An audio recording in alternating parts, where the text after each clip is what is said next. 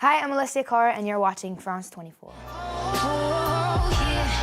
In under a year, Alessia Cara has gone from being a complete unknown to having the backing of some of the biggest names in the business, among them Taylor Swift and Drake. As she releases her debut record, Know It All, in Europe, her debut single, Here, has already reached over 70 million hits on YouTube, something even she is struggling to comprehend. It's crazy. I mean, I've been doing shows that were like 1,000 people, and I look out and I see 1,000 people. I'm like, wow, this is a lot of people. But then, if you put that into perspective, like imagine how many people 70 million is. I can't even picture that number in my head. It's crazy.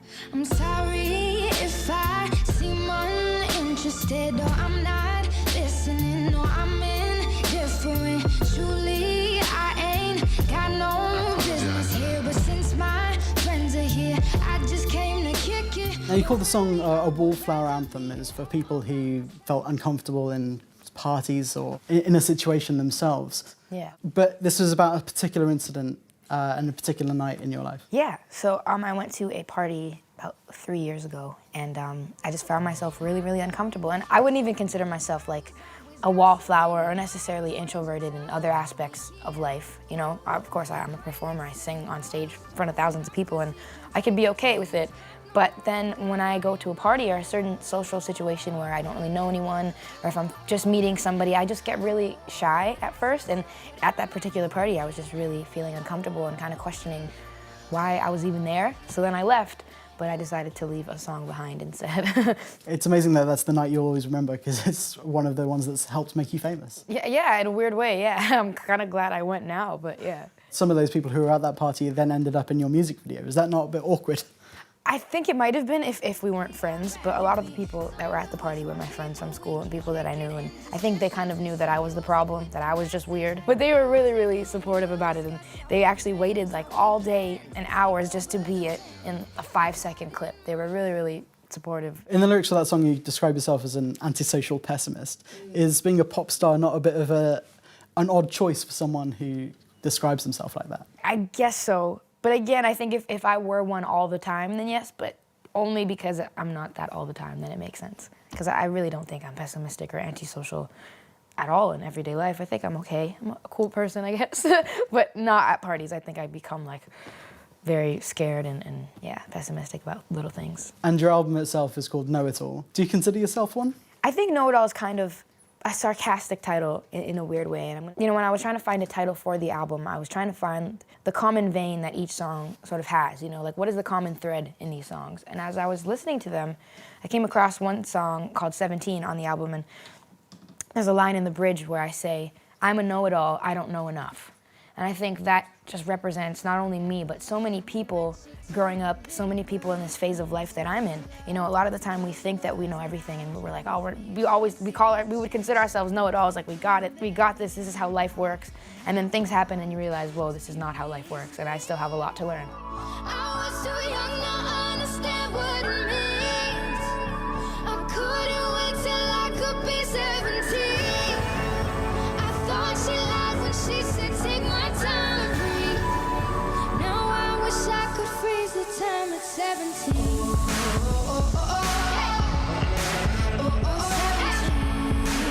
You've written all the songs on the record, or you've written on all the songs on the record? Yes. It's not something that every teenage singer or pop star is encouraged or even expected to do.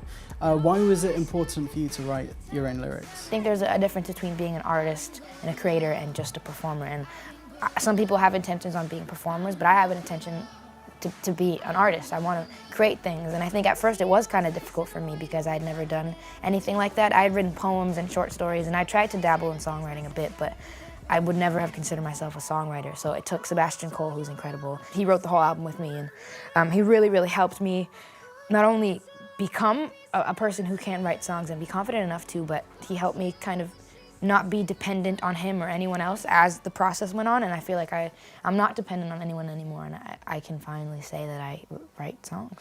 And you were at school when you started writing and recording in a studio. Yeah. Did any of your friends know about this double life you were leading? No, for a very long time, and I made that I did it on purpose because I really wanted to stay anonymous. I didn't want anyone to know. I told a few of my best friends, once we had a lot of the demos and once things kind of were building, I told like literally like 3 friends, and that was it. And I didn't tell anyone else. I didn't tell my teachers, because I just wanted to be anonymous. I didn't want to be that girl who was like write songs, or that girl who, you know, looking at record labels. And But before that, you kind of got attention from posting videos on YouTube. Were you at all nervous about that? Because the YouTube comment section can be pretty unforgiving. yeah, it can be, yeah. I was very nervous, actually. I think, you know, once I made the transition from Facebook to YouTube, it was like sending it off to the wolves, like just, okay, it's yours to criticize now, do it, say what you want. But I think it was surprisingly not as bad as I thought. Of course, there were negative comments all the time, and I guess to be fair, I wasn't the greatest initially, so you can imagine the comments that I was getting. But I think it's all a learning process, and a lot of the criticism was constructive, you know, little things like maybe you should invest in a better camera, or maybe engage more, or do this, or maybe you should cover this song, I think it would be great. And like, so a lot of the comment section suggestions were actually really helpful, and it helped me practice and get better. For you here and now, so let me And I know you're a big fan of Amy Winehouse. What lessons do you think you can take from her life and her music? Amy Winehouse, I think, was one of the first artists who really resonated with me, I think, because I think she was just so unapologetic with everything she did in her music, was emotional. And even though I was like 9 years old when I first heard her and I had never been heartbroken before or anything, I could still feel what she was saying. And she was one of the very few artists I saw that was a woman that could go up on stage with her guitar and just sing and still leave people in awe of what she was doing. And I'd always wanted to do that. I'd never wanted to be dependent on production or anything else. I just want to be able to sit there or stand there and sing for people and have them still leave with something. find me where the wild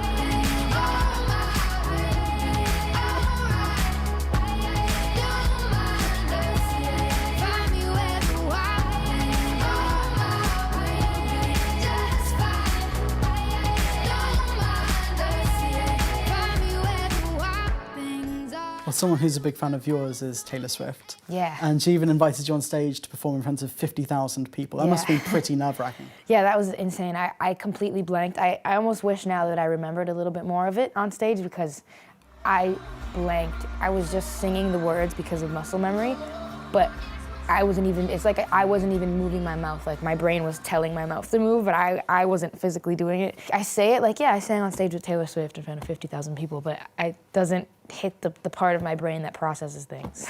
She's obviously put a little squad together as well of celebrities like Lena Dunham and Selena Gomez and Lorde. She invited you to that yet? I've not been invited to the squad yet, officially. I don't know if there's like a formal invite, but I feel like it would just be so funny because I'm so short and weird and awkward. And imagine like everyone and then just me in the bottom. I think it'd be so weird. But she's very sweet though. I think she's amazing. Your father's with you here today, and I understand your family do still tour with you. Do you come from a musical family? What is your background? I mean, my parents especially, they don't do anything with music. My dad's a welder, my mom is a hairdresser. The whole music business was kind of unfamiliar to us. We were all kind of unsure about what this was like, and I didn't really have anyone to turn to ask for advice because none of us really know. That was kind of interesting to be able to dive into this whole new world and learn a lot. I think my parents are learning a lot, and I'm obviously learning a lot. Have you sung from an early age as well? Yeah, I'd always been singing. I have home videos of me singing like when I was 2, or trying to make up words or whatever kids do when they're 2 years old. But you couldn't have thought a career like this was always on the cards. I read a story of you locking yourself in a cupboard to hide yourself away from your mum, encouraging you to sing. She knew that I loved to sing, right? And I used to think nobody could hear me, but obviously they could. And she knew that I loved it, but she knew that I was really shy. So she would really try to slowly encourage me to do it. And one day she's like, just sing for me, just do it right now. And I was like, no. And then she somehow made me do it, but I said, okay, I'm going in the closet, I'm locking myself in, turn around, you can't look at me, and then I'll sing for you. So I sang her like a couple words. And then I came out and she was crying. She was like, so beautiful, like, why don't you do this? And then I made her promise that day to never, ever make me sing again. And she's like, I promise. And then from that day, every time she had the chance to, she asked me to sing in front of family and friends. And at the time, I thought she was like betraying me. And I was like, I hate you for this. But I think it really helped now because it helped push me in the right direction. And she knew that it's what I wanted to do, so she kind of helped me along a bit. Now, your full name is Alessia Cara. Caracciolo, yeah. It's difficult. I know, that's actually really, really good. People are always like, Caracciolo? It's like, no, Caracciolo, yeah. Which is why I had to cut it, because it's impossible to pronounce, so I just took out the cello and kept the car apart. Do you speak Italian? Do you keep in touch with some of your Italian heritage? It's just been a part of my life. I speak it, my parents speak it to each other all the time. It's just kind of around us everywhere. We're really heavily involved in Italian culture. I hear you're also very good at impressions. Is there my any goodness. chance I can get you to give us an example of maybe Lord or Iggy Azalea? Sure, okay. Oh my goodness. Okay, disclaimer, they're not as good when there's people around, because I get nervous. Okay, this is Lord, sitting in front of you. There's a humming in the restless summer air, and we're slipping off the course that we prepared. But in our chaos there's calculation, dropping glasses just to hear them break. That's actually really good. Thank you. I saw her a couple of years ago. It's pretty spot on, yeah. I think she's a little raspier, but I don't want to exaggerate it too much. But she has a great voice. I love her. I love impersonating her because she's cool. Well, thanks for joining us, Alessia Cara. Thank you. And best of luck with the new album, with your debut album. Yeah, oh my gosh, thank you so much. Find me where the wild